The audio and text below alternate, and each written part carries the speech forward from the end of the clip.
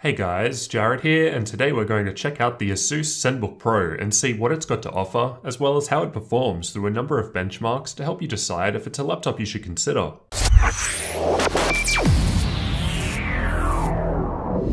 Inside the box, we've got the laptop itself, manual and warranty information, power brick, and power cable. To start, let's look at the specs of the model I've got here. There's an Intel 7700HQ quad-core Kaby Lake CPU, which runs at 2.8 GHz and can turbo up to 3.8 GHz. There's 16 GB of DDR4 memory running at 2400 MHz here, and for storage there's a 256 GB SATA M.2 SSD, and it's got support for PCIe-based storage, so you can upgrade if needed. For the graphics, we've got Nvidia's 1050 in combination with a 15.6-inch 1080p 60Hz IPS panel. We'll see how this performs later in the benchmarks. For the network connectivity, there's 802.11 AC Wi-Fi and Bluetooth 4.2. No Ethernet port here unfortunately, unless you use a USB dongle. I've got the matte black version of the laptop here, but it's also available in blue. There's a nice circular brushed metallic look on the lid, and inside is where you'll find the matte black. The entire body of the laptop is solid metal, so the lid, keyboard area, and even the base, and there's a silver accent around the edge. The physical dimensions of the laptop are 36.5 cm in width, 25.1 cm in depth, and 1.89 cm in height. The total weight of the laptop is advertised at 1.8 kilos on the ASUS website, and when testing mine it weighed a bit more at just under 2 kilos. When including the power brick and power cable for charging, the total increases to around 2.5 kilos, so it's fairly lightweight and portable for a 15-inch laptop. As mentioned, the screen here is a 15.6-inch 60Hz 1080p IPS glossy panel. ASUS say that the panel can be viewed at 178 degrees, and I found that no matter what angle I looked at it from, up or down or side to side, the colors still looked great. Although the glossy screen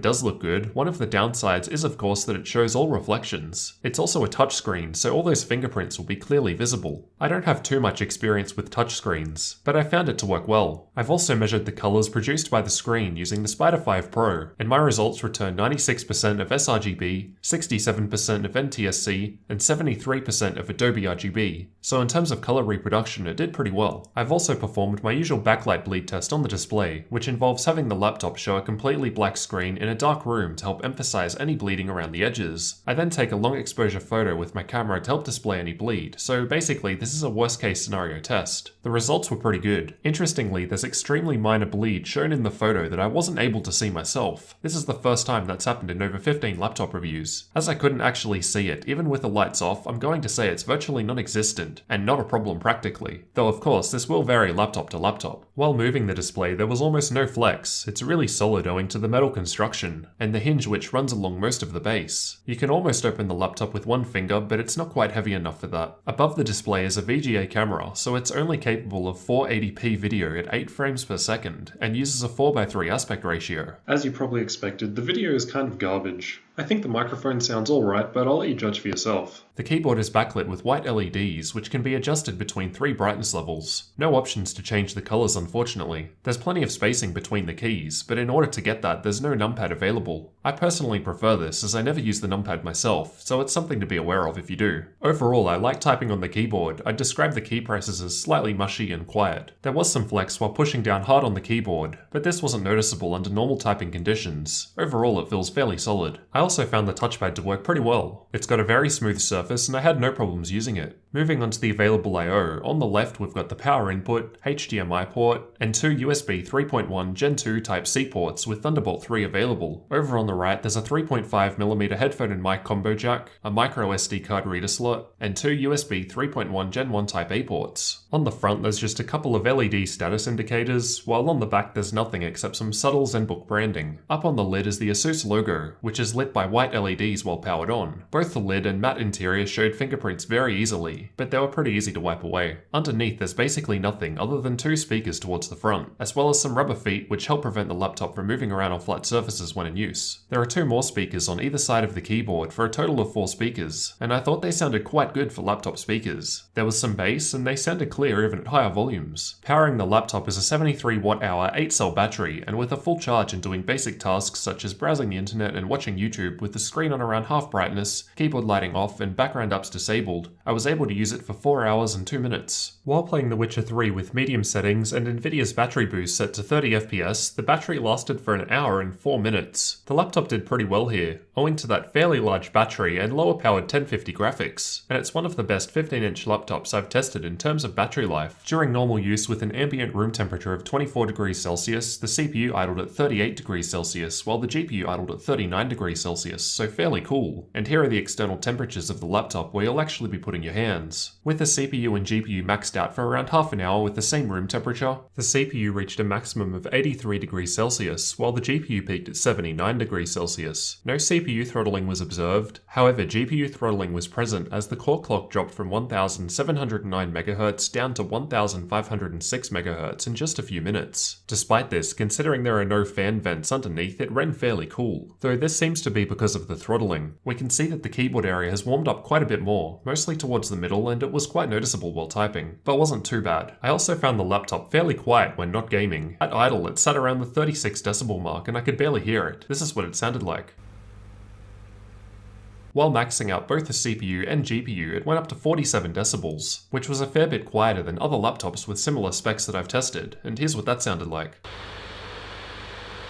Finally, let's take a look at some benchmarks. We'll first cover some real-world gaming benchmarks, followed by tests with various benchmarking tools. While I'm aware that the 1050 isn't meant to be a serious gaming graphics card, I wanted to test some of my usual suite of games against it to see how it held up. Also, I don't personally have many load-demanding titles. I didn't bother with the most resource-intensive titles though. All tests were run at the 1080p resolution with all Windows and Nvidia updates to date applied. PlayerUnknown's Battlegrounds was tested with the latest 1.0 version. I've used the new replay feature to perform this testing, so the results between each test should be more accurate, as I can now consistently perform the same test run. However, with that said, the performance of the game will vary quite a lot depending on what's going on in the game, so take these results with a grain of salt. The game actually ran alright at minimum settings, but it's not an ideal experience for an FPS game. Again, The Witcher 3 ran fairly well at the lowest settings. Not quite 60 FPS, but it still felt alright while playing. Ultra settings in comparison felt very stuttery, as illustrated by the 1% low frame rate. Shadow of War was similar, in that the higher settings were around the 30 FPS mark. However, at low or below, the laptop was able to average around the 60 FPS point. Although these are fairly intensive games, the 1050 didn't do too bad when using the lower settings. If you're looking at a laptop purely for gaming though, you'll probably want to run with higher settings. I generally recommend a 1060 as I found it to be a great sweet spot for 1080p 60fps gaming. Otherwise a 1050 Ti would probably be the minimum I'd personally consider for gaming. Of course, it depends on the games that you'll be playing and how demanding they are. You can definitely still have a great experience with less demanding games on the 1050. Now onto the benchmarking tools. While a useful indicator, note that these results are less practical compared to the real-world gaming results previously shown. We'll start with the Unigine benchmarks. This is how the laptop performed in Heaven benchmark with the tessellation set to extreme and anti-aliasing on 8. Here's how Valley benchmark performed with the anti-aliasing on 8 at various graphics settings. And finally, these are the 1080p results from their newest superposition benchmark. For the final graphics benchmarks, I ran Firestrike and TimeSpy from 3D Mark and got scores of 5,267 and 1,791 respectively, so a bit lower than other laptops with similar specs that I've tested. In Crystal Diskmark, the 256GB SATA 3 M.2 SSD performed around 550 megabytes per second in sequential reads, and 260 megabytes per second in sequential writes. So pretty typical for a SATA-based SSD, although a little lower on the write speeds. With these exact specs, at the time of recording, the laptop can be picked up in Australia for 2,899 Australian dollars. That's about 2,250 US dollars for my international friends, with tax included. So it's a little on the more expensive side, which is to be expected as I think it's a fairly premium laptop. So what did you guys think about the ZenBook Pro from ASUS? Overall, I'm pretty impressed with the build quality. The whole laptop feels nice and solid. It's also got great battery life, and the specs are pretty decent considering the size and weight. You won't be doing any serious gaming with the 1050 graphics, but it should be enough for plenty of games. It does cost quite a bit, but so do Razer and Apple laptops, and I feel like the build quality here is similar. Let me know what you guys thought down in the comments, and leave a like on the video if you found the information useful. Thanks for watching, and don't forget to subscribe for future tech videos like this one.